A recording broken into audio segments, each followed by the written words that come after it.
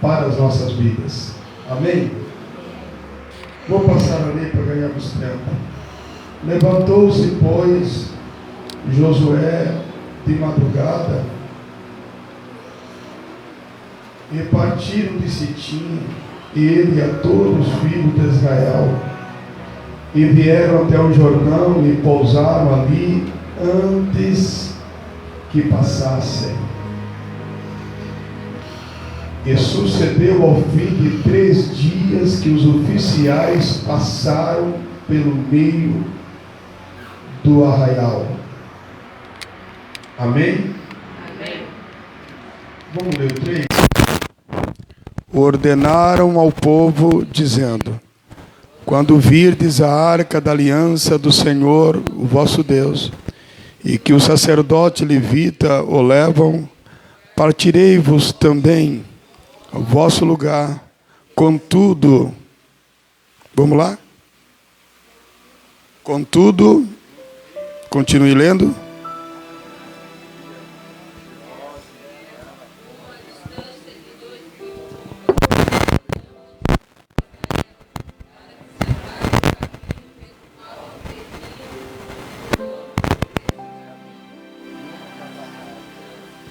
Amém? Deixa só abrir um pouquinho. Eu quero adorar a Deus com um hino, que há muito tempo que eu não canto e não tenho boa voz para cantar, né? As ministrações vão prejudicando um pouco a nossa voz no sentido de cantar, mas quero adorar a Deus.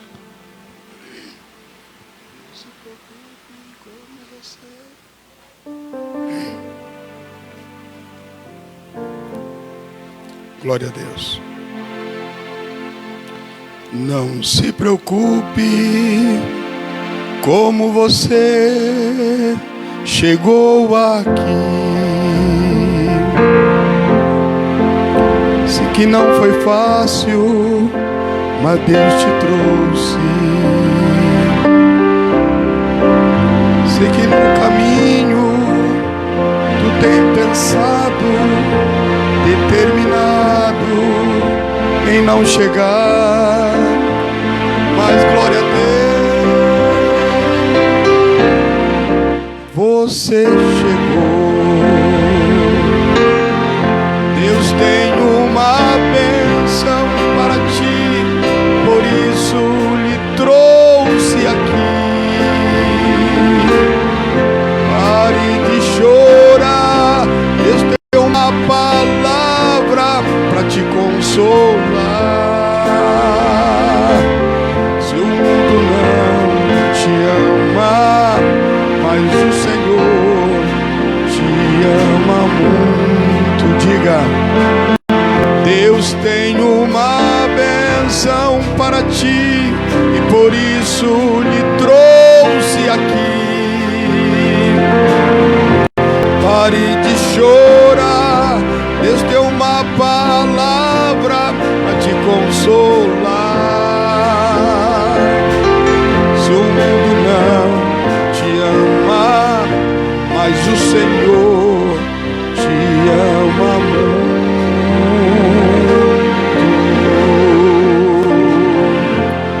Toma assento, dizendo para o seu irmão: Deus te trouxe com propósito aqui. Glória a Deus. Quando nós de imediato falamos sobre este expressivo milagre de Deus na vida da nação israelitas, 40 anos atrás esse povo pereceram no deserto, mesmo estando próximo, bem próximo da entrada de Canaã. Porém, esse povo, cego pela desobediência, pela rebeldia, eles não conseguiram identificar que estavam tão próximo da entrada de Canaã. 40 anos depois, uma nova geração agora está diante de um grande desafio entre a o que separava o povo de Israel da primeira conquista para Canaã era algo de ordem natural.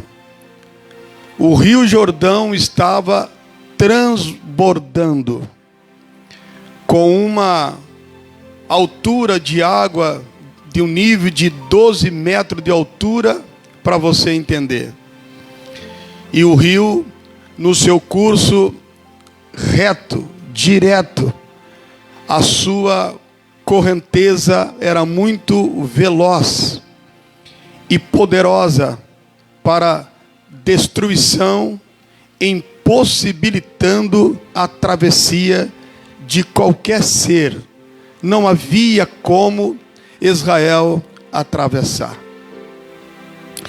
Então, quando falamos sobre este texto, tudo que fica na nossa mente é o momento final em que este povo, orientado pelo próprio Deus, tem uma promessa, tem uma garantia de Deus, que quando os sacerdotes, os levitas, pisassem a planta dos pés, claro, na margem desse rio cheio, as águas parariam a 25 metros de distância. Quantos entendeu aqui? Digo amém.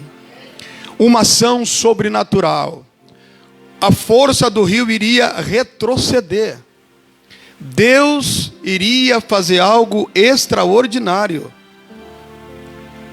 Consegue compreender isto? Esse rio retrocedendo, voltando e parando a uma distância de 25 metros, permitindo o povo passar em terra seca.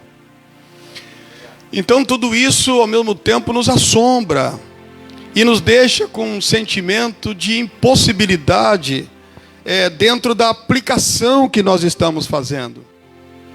Estamos usando esse texto para nos edificarmos, para nele nos alimentarmos. Estamos usando esse tema para regar a nossa fé, crendo que dentro desses dias um milagre vai acontecer. Um milagre que está proposto por Deus, ainda que as circunstâncias sejam impossíveis, ainda que as situações sejam improváveis, há uma promessa de Deus. Porém, eu quero retornar com os irmãos, falando dos detalhes, falando dos pormenores. O que seria os pormenores? É aquilo que contribui para um resultado que se deseja alcançar. Esses pormenores são coisas pequenas, são detalhes que, se não prestarmos atenção, vamos pular por cima, vamos não valorizar esse detalhe tão pequeno. Somos fértil para ser atraído por manifestações gigantescas. A nossa concentração, ela entra numa crise quando detalhes tão pequenos. Você olha em uma mesa, quem é detalhista busca os detalhes pequenos, mas quem não tem esta visão centrada, olha no todo, né? Há uma ciência dizendo que as mulheres têm essa percepção, esse detalhe de identificar essas ocorrências pequenas. Esse texto, ele apresenta o que leva, o que promove, o que contribui para que Deus entrasse com intervenção naquela circunstância improvável. Esse texto, ele identifica, ele traz à tona, ele nos esclarece que houve uma atitude. Deus não vai agir simplesmente porque disse que vai agir. Quando Deus promete, Ele já fez. Então, por que ainda não aconteceu? Porque falta a minha parte e a sua parte para ser feita. Quantos entendeu? Levante a mão. Falta a minha e falta a sua parte. Então, se você cumprir com sua parte, não me importa, não me interessa se vai sair o 13º, o 14º, não me importa se você conseguiu desenvolver um trabalho para a sua rentabilidade aumentar, não me importa. Se você fizer a sua parte, haverá uma ação poderosa de Deus, um agir de Deus diante de uma situação que está além da sua capacidade, diante de uma situação que você não tem como resolver, você não tem a mínima visão de possibilidade disso acontecer de forma favorável, mas Deus, Ele vai mais uma vez, nesse segundo passo, te orientar. Esse é um Deus glorioso, esse é um Deus tremendo, esse é um Deus que se importa com você. Quantos glorificam a Deus por isso? Esse é um Deus que Ele não usa de sarcasmo. Um Deus que diz para você: olha, eu vou te fazer coisa, mas aí você se vira, dá os seus pulos. A minha parte eu vou cumprir e você cumpre a sua. A única coisa que Deus não pode fazer, Ele não vai fazer, é fazer a sua parte, é fazer a minha parte. Até porque isso tem a ver com o caráter de Deus. Deus não é um pai que nos acostuma mal.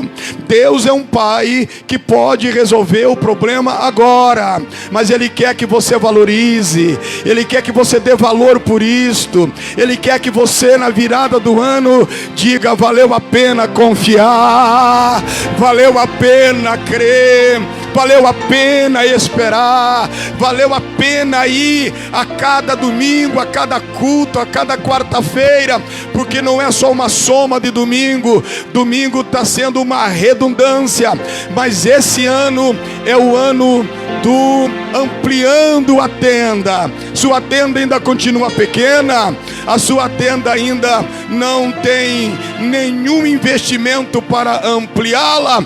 Deus está dizendo: sua tenda vai ser ampliada. Aleluia! Eu vou ampliar o lugar da tua habitação. Eu vou ampliar as suas condições. Eu vou ampliar, aumentar a sua porção.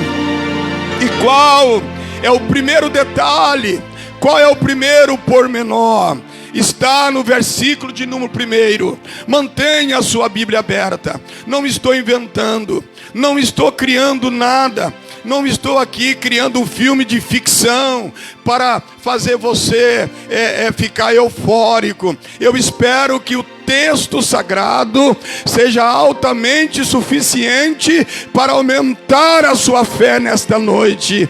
Está escrito assim: levantou-se, pois, Josué de madrugada. Levantou-se Josué de madrugada. Vamos junto? Levantou-se Josué de madrugada. Mais uma vez. Levantou-se Josué de madrugada. Note que detalhe. Note que normalmente passamos por cima disso, não damos valor a isso, mas o texto sagrado nos apresenta um comportamento, uma atitude de alguém que logo cedo se levanta, e logo tanto Satanás pode assoprar na sua mente, como a sua mente tão fértil que pode dizer: pastor, ele se levantou de manhã porque ele estava numa crise de ansiedade. Perceba, identifique a circunstância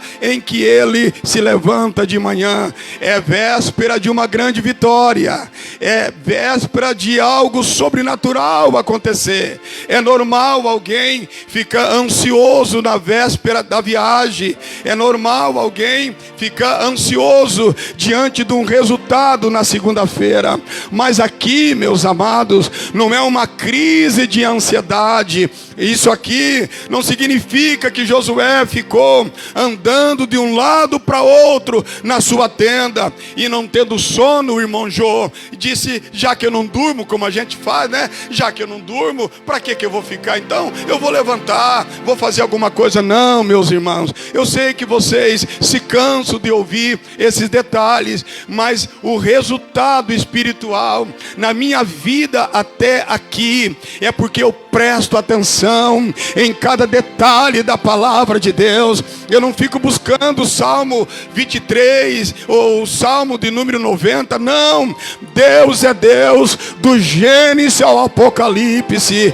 Quando você abre a Bíblia, não simplesmente para saber o que Deus está falando com você ou vai falar com você, mas quando você abre a Bíblia por crer que a palavra de Deus é a boca de Deus que vai se abrir para falar com você, em qualquer livro o Espírito Santo vai te revelar e você vai entender a voz de Deus. Não é uma crise. Lembra o que Deus fala com Josué no versículo de número 1 e o versículo de número 8, rapidinho, vá lá na sua Bíblia, por favor, para você entender que não é uma crise de ansiedade, não é que ele perdeu o sono. Josué estava atento àquilo que os profissionais da saúde orientam-nos, dizendo: olha, faça um exercício, faça uma caminhada,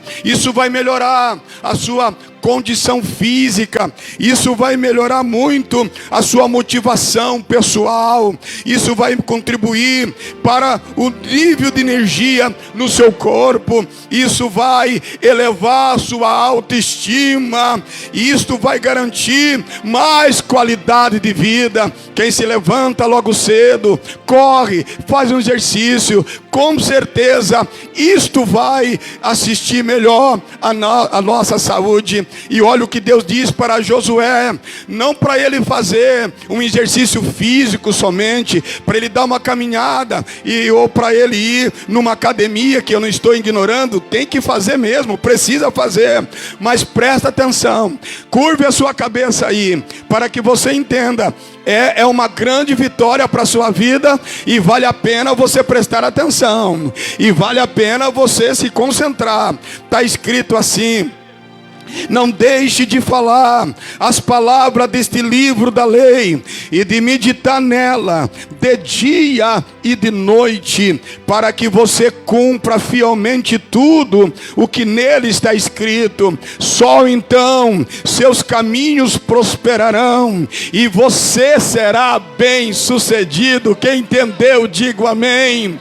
Olha o que Deus está condicionando duas coisas para Josué. Primeiro, se você meditar neste livro da lei de dia e de noite, você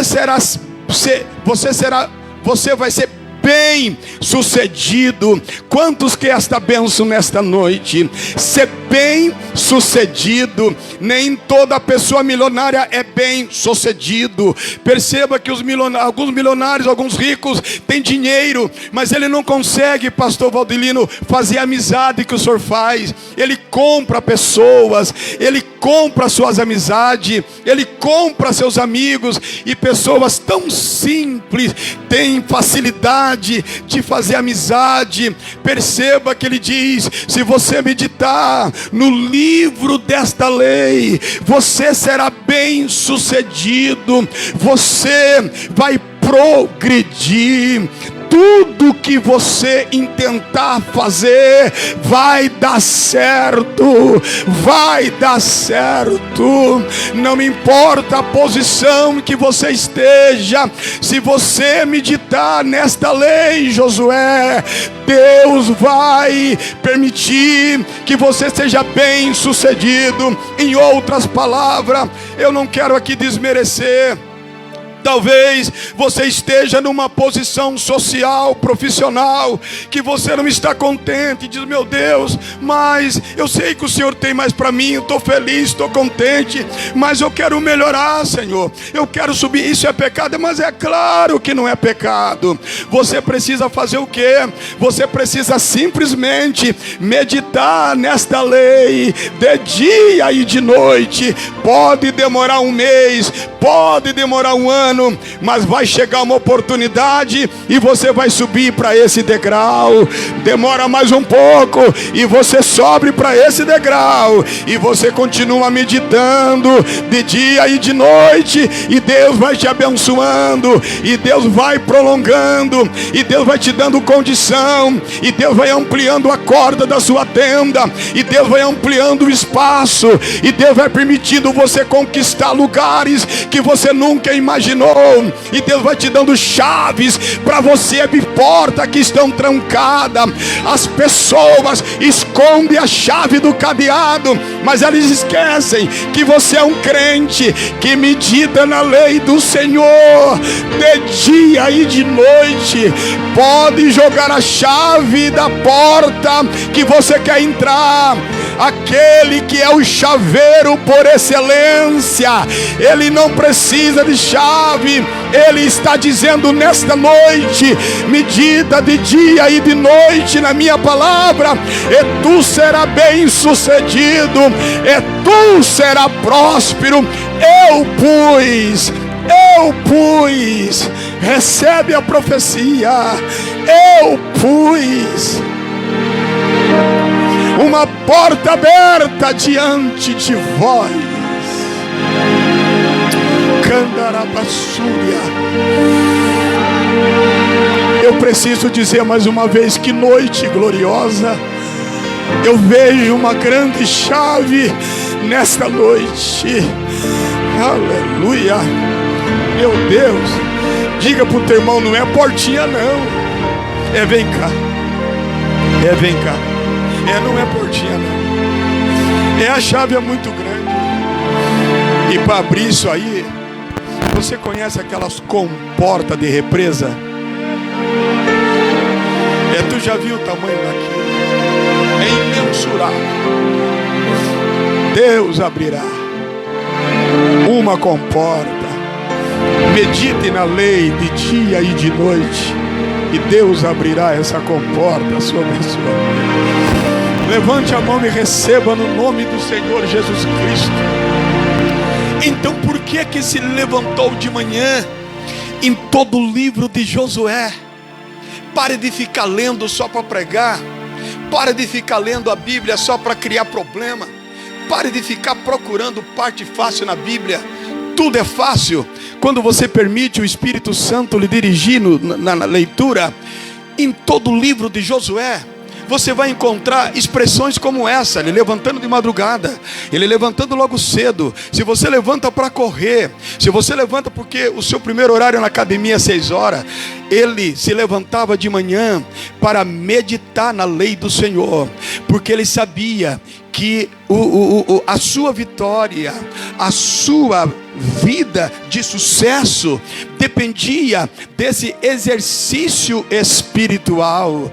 Dependia de ele todas as manhãs se ocupar na meditação, na leitura da palavra de Deus. Assim como o exercício físico lhe dá uma condição física melhor, queridos, você não pode apenas usar o texto sagrado apenas para ler em um culto. Quando alguém pede para você a Bíblia, você não precisa. O diabo vem convencendo as pessoas, dizendo o seguinte: eu não entendo a Bíblia, eu não compreendo a Bíblia. Você não precisa compreender.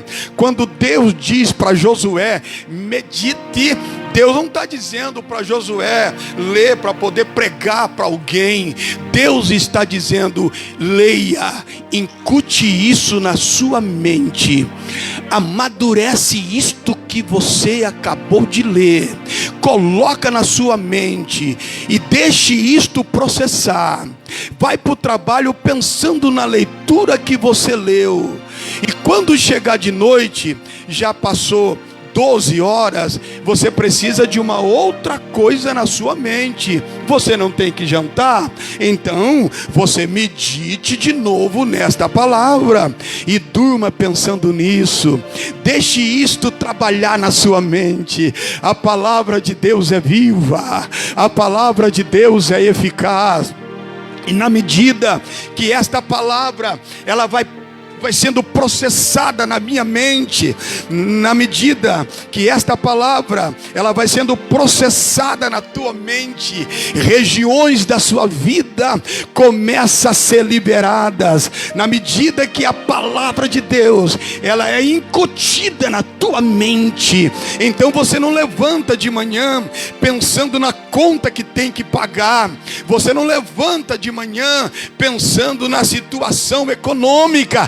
Tem uma coisa, é como tomar remédio, um remédio que protege o estômago. Antes de você tomar aquele comprimido tão forte, você toma um remédio que ele vai causar, uma proteção para as suas paredes do estômago. Assim é a palavra de Deus, ela vai entrando na sua mente, e na medida que você vai meditando, você vai entrando no meio do fogo, você vai entrando no meio da fornalha, e é demônio que vem da esquerda, é demônio que vem da esquerda, é demônio que vem da direita, é demônio que vem de forma frontal, é demônio que vem de forma covarde, mas a palavra está na sua mente. E você chega no trabalho, tem lá um invejoso, tem alguém que está buscando uma oportunidade para puxar o seu tapete, mas sua preocupação não é com ele. Deus está dizendo: continua meditando aí, continua meditando, não deixa a palavra sair. Você leu, você ouviu, permaneça com ela. Levante a sua mão, meu amado, levante a sua mão, levante a sua mão em nome de Jesus Cristo. Diz para mim, diz para Deus te ouvir. Diga: Deus, abre a minha mente, abre a minha mente e incute a tua palavra na minha mente. Aleluia.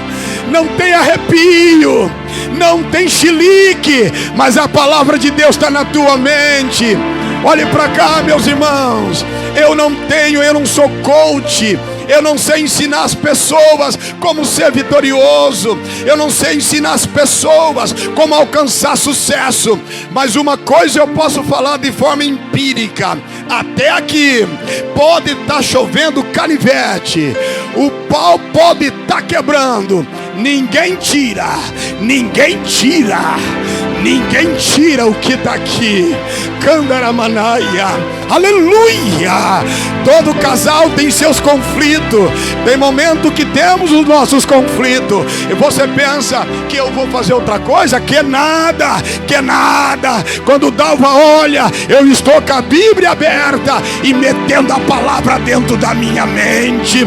Aleluia. Tem conta para pagar, aleluia. Tem algumas horas e eu estou lá dentro da palavra de Deus. O que acontece comigo é que eu levanto da manhã e a palavra dizendo: te prepara, porque tu serás bem sucedido nessa segunda-feira, tu serás bem sucedido na terça, tu serás bem sucedido na quarta. Mas Senhor, não tem dinheiro, Senhor, está difícil, mas como tu medita na minha palavra de dia e de noite, tu serás bem sucedido nesta crise. Eu recebo de Deus uma ordem, eu recebo de Deus nessa conferência uma autoridade diferente. Levante as duas mãos, levante as duas mãos, coloque ela sobre a sua cabeça, sobre a sua cabeça, e abençoe você agora. Diga: eu posso, eu tenho capacidade para guardar a palavra de Deus.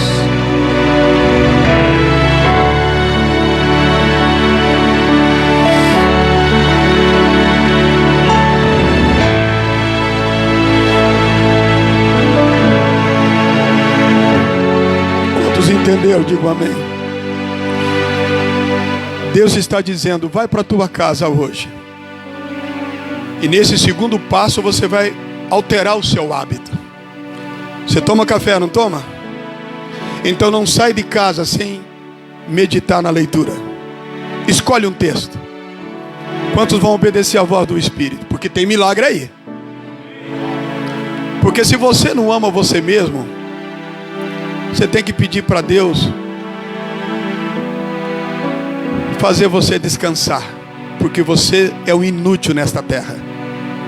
Se você não tem mais sonho na sua vida, você se tornou impotente. Coitado de quem vive do seu lado. Maldito é o ambiente onde eu e você estamos. Deus está dizendo: volte a sonhar, porque eu tenho coisas grandes para fazer na sua vida. Traga a minha palavra de volta, medite nela de novo, e a partir desse segundo passo, altere os seus hábitos. Um outro detalhe, um outro pormenor. Abaixe a sua cabeça para ler Josué, capítulo de número 3 e o versículo de número 1. Levantou-se, pois, Josué de madrugada, e partiram de Setim, eles e todos os filhos de Israel, e vieram do Jordão, e pousaram ali antes de passarem. E olha o versículo 3. E sucedeu, ao fim de 3 dias, que os oficiais passaram por meio do arraial. Me chamou muita atenção isso aqui. Você vai lembrar que Deus, antes de colocar a primeira geração dentro de Canaã, Moisés, orientado por Deus, diz o seguinte: separai-me 12 espias para sondar, para ir até a terra prometida. Os 12 espias, número capítulo 13, eles vão e eles chegam em Canaã. Eles observam que os frutos são viçosos. Eles percebem, identificam que a terra é fértil. E aí, os 12 voltam. Todos eles voltam felizes. Todos eles voltam contentes. E quando chegam diante de Moisés, Moisés diz: passai-me o relatório. 2 disse: a terra é muito boa. Esta é a terra que nós precisamos. Essa é a terra que nos atende às nossas necessidades e à necessidade dos nossos animais. Olha aqui, Moisés, a evidência, o fruto da terra. Eles trouxeram um cacho de uva. Não deu para um homem trazer sozinho um cacho de uva. A terra era como Deus havia falado. Josué e Caleb também viu que na terra de Canaã tinha os filhos de Anak, tinha os amalequitas. Ele viu que a terra estava ocupada, mas Josué e Caleb decidiu não valorizar esse detalhe. Josué e Caleb decidiu não ficar cultuando esse detalhe. Eles decidiram confiar na palavra de Deus. Eles decidiram focar a visão apenas numa terra fértil, registrar aquela imagem de uma terra linda, de um paraíso, e confiar em Deus para que outros problemas na terra fossem resolvidos. 10 espias, 10 homens começaram a dizer para Moisés: realmente o que Josué e Caleb está falando é a verdade. A terra é boa, tem muito fruto, pasto verdejante, atende a nossa necessidade. Porém, ou mais, só tem um problema. Lá tem os filhos de Anak, lá tem os amalequitas. E quem foi os amalequitas? Os amalequitas foi aquele exército que, quando Israel sai do Egito, de uma forma covarde, os amalequitas vieram pela retaguarda e começaram a assassinar os velhos, as crianças, os cansados. Quando os mais novos viraram para ver o que estava acontecendo, já tinham sofrido uma baixa considerada. Aquilo traumatizou os israelitas. Quando eles identificaram que a descendência dos amalequitas estavam ali, eles entraram em crise existencial e disseram: não tem como, não vamos enfrentar o nosso pesadelo, não vamos enfrentar o nosso medo. Moisés, não há como nós entrarmos lá.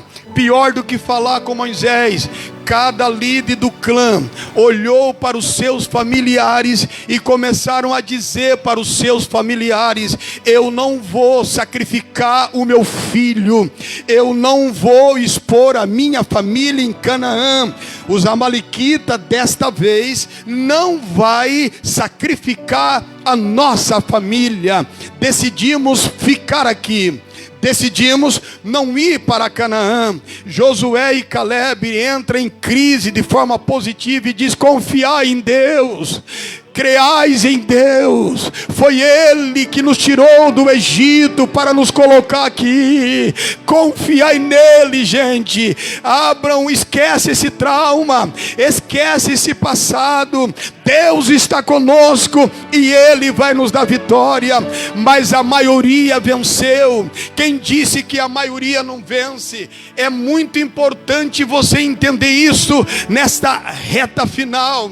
Como seria bom se houvesse uma sincronização, uma unidade de fala dentro da nossa casa. Tá difícil, tá, mas eu te oriento pelo Espírito de Deus que, diante dos sintomas de um paciente que já está na UTI e que está para morrer, o casal, a família olhasse para o paciente, que eu estou fazendo uma figura de linguagem, dissesse: Deus proverá. Ao voltar do trabalho, a mulher, ao perguntar para o marido: e aí, como foi o seu dia? O marido, ele passou pelo pior dia da sua vida, mas que você não copiasse, não imitasse os 10 espias, mas cresce no que Deus está dizendo. Responda: foi um dia de bênção, Deus proverá. E você, como foi o seu dia dentro de casa? A mulher, cheio de fé, respondendo para o seu marido: Deus foi conosco nesse dia. Os filhos sem condições, a casa talvez não seja falta de dinheiro, nem toda necessidade é falta de dinheiro, pode ser em outras áreas, e áreas muito difíceis, mas que você confiasse e que você desenvolvesse um vocabulário que glorificasse a Deus, que exaltasse o nome de Deus, que colocasse a bandeira do Altíssimo dentro da sua casa. Mude o teu vocabulário, pare de ficar se expressando de forma maldita. A casa não é desgraçada, é o dono que está sem a graça de Deus. O serviço não é um serviço pior, é o dono que precisa melhorar. Não é a situação que está em crise, é nós que estamos em crise, porque o Deus de Israel está acima de todas as coisas e acima de tudo. Eu preciso interagir com você para você entender melhor, porque vai levar menos tempo. Diga para o teu irmão: nesse segundo passo, Deus quer curar os seus traumas.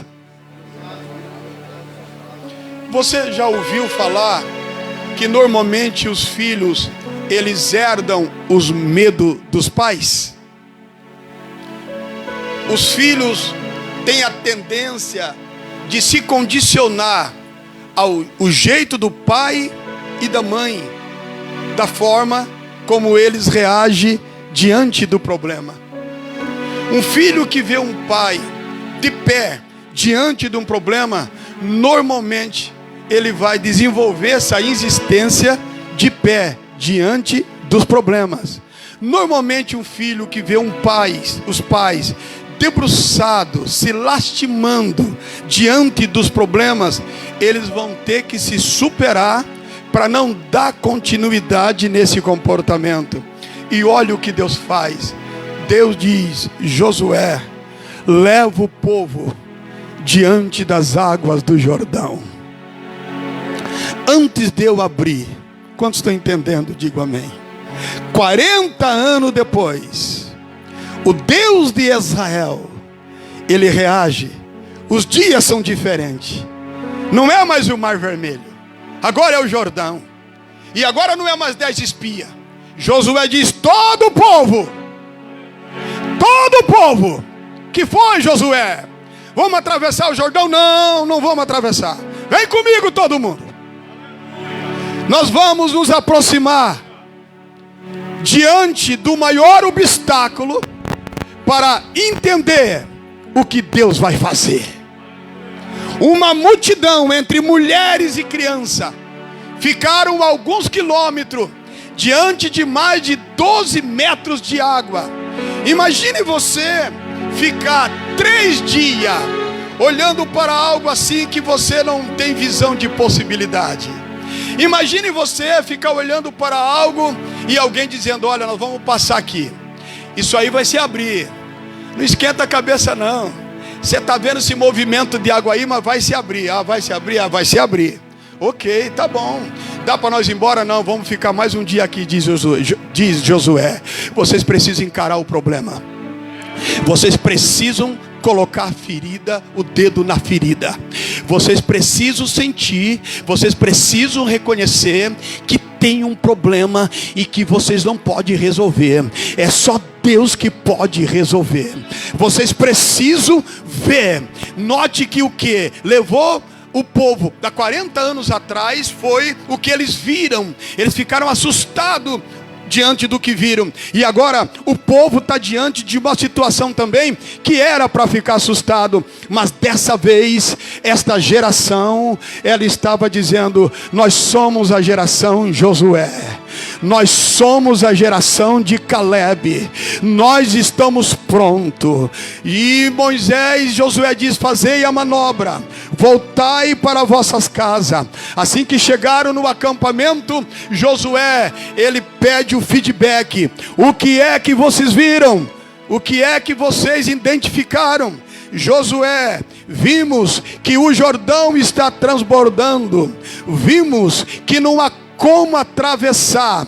Vimos que o problema é muito sério. Josué, não tem como, é impossível. Agora Josué diz: isto é o que vocês viram. Agora eu quero saber: e o que é que vocês ouviram? Sim, Josué, nós ouvimos que se nós seguir a arca a alguma distância e ficar observando, no momento que os levitas colocar as plantas dos pés nas águas, aquelas águas forte, alta, aquela enchente que acabamos de ver, o Senhor nos disse que as águas vai se abrir. E Josué pergunta: e quantos crê nisso?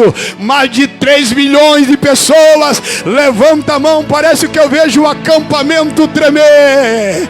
Aleluia! Milhões de pessoas. Levanta a mão e diz: se o Senhor Jeová é conosco, Ele nos dará esta vitória. Se o Senhor Jeová é conosco, o rio vai se abrir. Se o Senhor Jeová é conosco, não existe nada impossível. Se o Senhor Jeová é conosco, daqui para o dia 31 vai acontecer um milagre. Levante a sua mão para adorar a Deus só um pouquinho.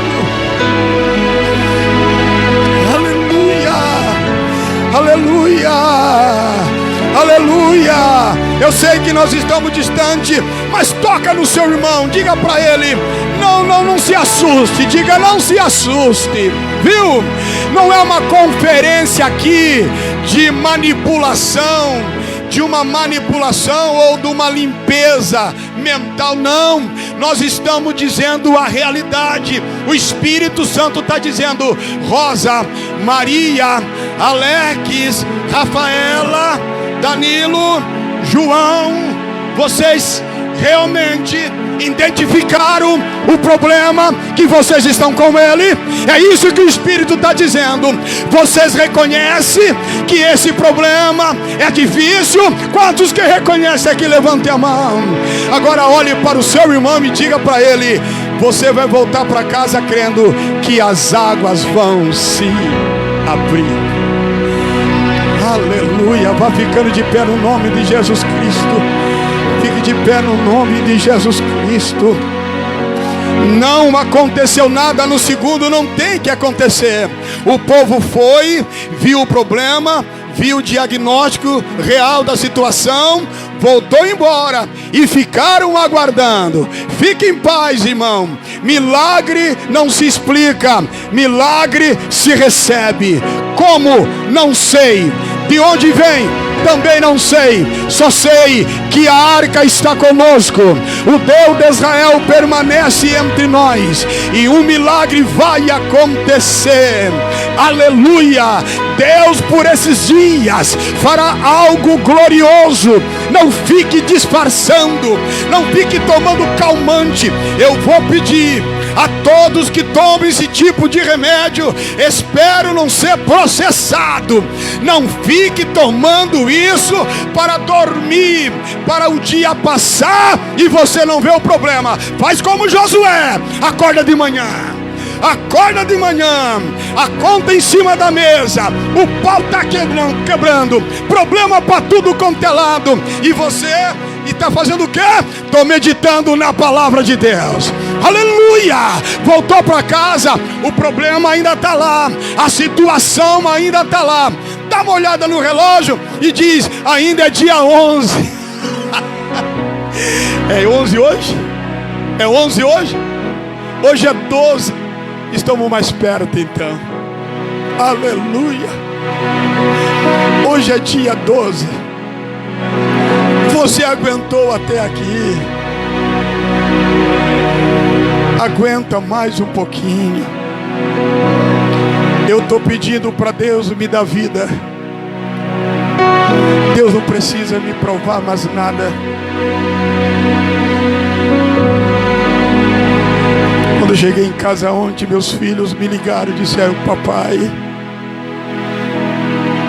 vai ser difícil. Vai ser difícil. Como é difícil crer como o Senhor crê. Eu disse: não, meu filho, seu pai crê menos do que você. Talvez a diferença é porque creio naquilo que leio. Eu creio naquilo que escuto. Eu creio naquilo que leio. E creio naquilo que escuto.